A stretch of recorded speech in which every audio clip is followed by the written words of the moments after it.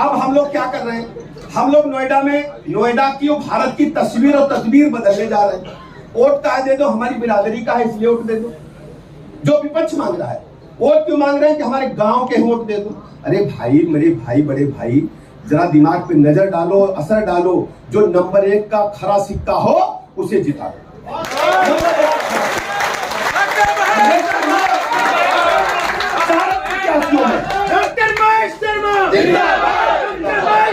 सारे प्रत्याशियों में महेश शर्मा नंबर 1 के हैं कि नहीं सही? तो नंबर 1 के हैं तो सारा वोट इन्हें मिलना चाहिए, नहीं मिलना चाहिए? तो हम लोग ऐसे नहीं मानेंगे। आपको आज से घर घर जाना है और 100% कमल के प्रचंड बहुमत पर वोट डलवाने के लिए काम करना। करेंगे ना? करेंगे ना? इससे जानते क्या होगा? नोएडा का मामला बहुत आगे बढ़ जाएगा, पूरा देश जान जाएगा नोएडा ऐसा शहर है, ऐसा लोकसभा सीट है जहां सारा वोट बीजेपी को मिल गया। और नंबर 1 पर महेश शर्मा जी आएंगे तो पूरा नोएडा का एक एक आदमी, एक एक भाई बहन, बच्चा आएगा कि नहीं आएगा? तो हमारी बात सब लोग सहमत है ना? और हम कभी लखनऊ आना, नोएडा में महेश शर्मा जी, लखनऊ में आपके भाई बेटे का घर आपके लिए। Deputy CM Brajesh Pathak doctor Mahesh Sharma ji के नामांकन में पहुंचे। उन्होंने नामांकन कार्यक्रम को संबोधित किया। नोएडा की सड़कों पर देखा है, गुंडे माफिया बदमाश एक एक गाड़ी में 10-10 बंदूकें भर करके चलते थे, नोएडा कार्यालय पर कब्जा करते थे अथॉरिटी के, और टेंडर लूटने का काम करते थे कि गलत कराओ सही कराओ बताओ। आज हम दावे के साथ कह सकते हैं उत्तर प्रदेश में कोई भी माफिया गिरोह सक्रिय नहीं है।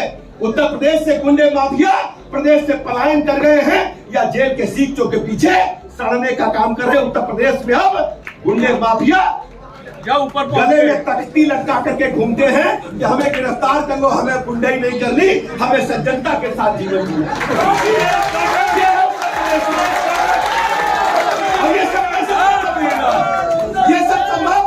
ये सब संभव आपकी वजह से हुआ।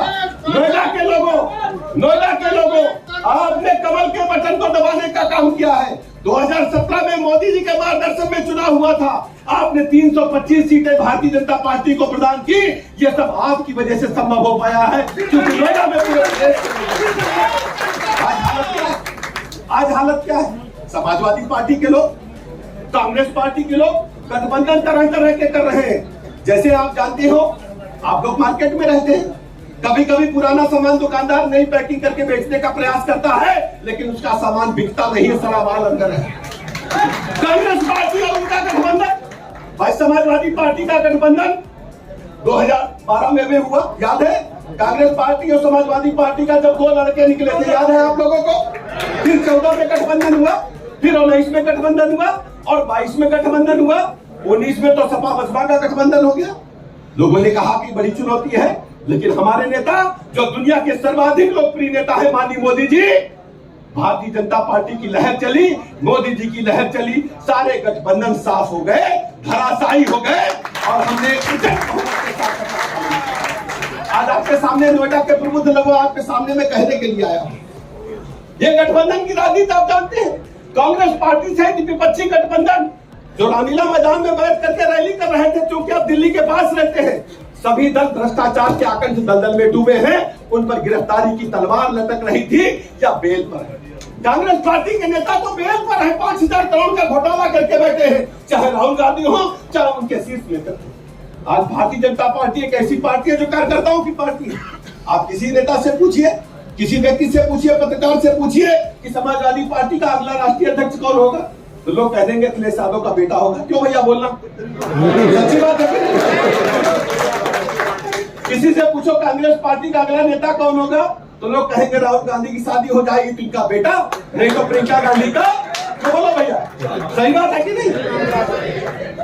शिवसेना में कौन होगा, तो उद्धव ठाकरे के बाद आदित्य ठाकरे बाद उनका, शरद पवार का कौन होगा, सुप्रिया सुले, उसके बाद उनकी बेटी बेटा, यही है ना? लेकिन भारतीय जनता पार्टी में कितना भी विद्वान आदमी हो, ये नहीं बता सकता अगला राष्ट्रीय अध्यक्ष कौन होगा।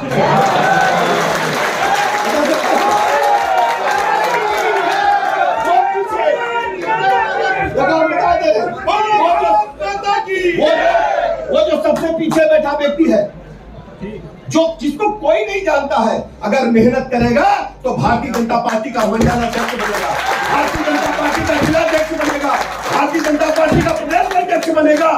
हमारे नड्डा जी, हमारे अमित शाह जी नीचे से निकल करके मंडल अध्यक्ष, जिला अध्यक्ष, प्रदेश अध्यक्ष, आज राष्ट्रीय नेतृत्व भारतीय जनता पार्टी ने देने का काम किया। भारतीय जनता पार्टी कार्यकर्ता में इस पार्टी है, किसी एक व्यक्ति की पार्टी नहीं है। इसलिए मैंने नोएडा के भाई बहनों कहने के लिए आया हूँ, आपका भी अधिकार बनता है। आप सब लोग जुटो, मेहनत करो, एक दिन आपके दरवाजे पर भी घंटी बजाने के लिए हम लोग आएंगे। चलिए मान्यवर, आपको मेहनत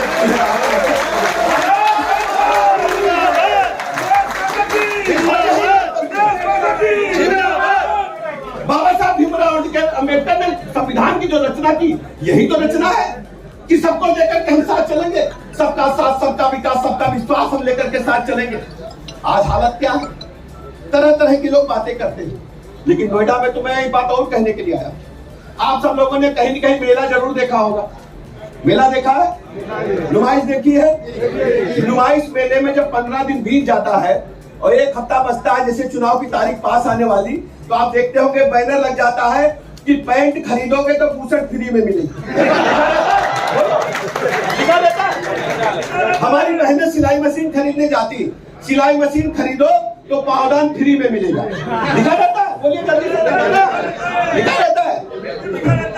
साड़ी खरीदोगे तो ब्लाउज का पीस फ्री में मिलेगा। लिखा रहता है कि नहीं? बोलो, लिखा रहता कि नहीं? लिखा रहता है ना। अब नोएडा में वोट तो आप महेश शर्मा को दोगे और फ्री में ब्रजेश पाठक आपके चरणों की सेवा करेंगे।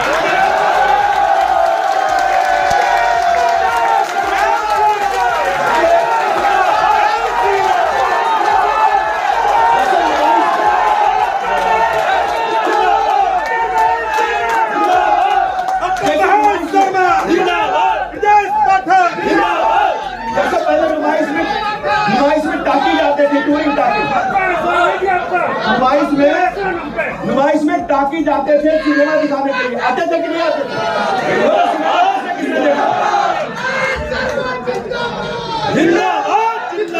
सिनेमा आप लोगों ने देखा है? देखा है।